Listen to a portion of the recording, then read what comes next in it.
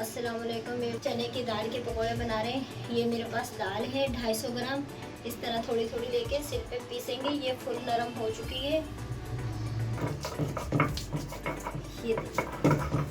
ये इस तरह बहुत आसानी से दाल पिस जाती है। इसी तरह हम सारी दाल तैयार कर लेंगे। ये 1 चम्मच कुटा हुआ धनिया डालेंगे, आधी चम्मच काली मिर्च, 1 चम्मच जीरा कुटा हुआ, 1 चम्मच कुटी हुई मिर्च, 4 हरी मिर्ची हैं चॉप करी हुई, 1 चम्मच नमक, आधी चम्मच सौंठ का पाउडर, 1 चम्मच चाट मसाला, आधी चम्मच हल्दी, आधी चम्मच से कम अजवाइन, आधी गट्ठी पुदीना।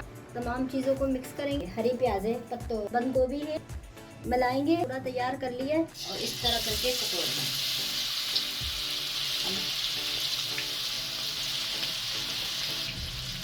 नाज़रीन, हमारे पकौड़े फ्राई हो गए हैं। ये देखें बहुत लाइट गोल्डन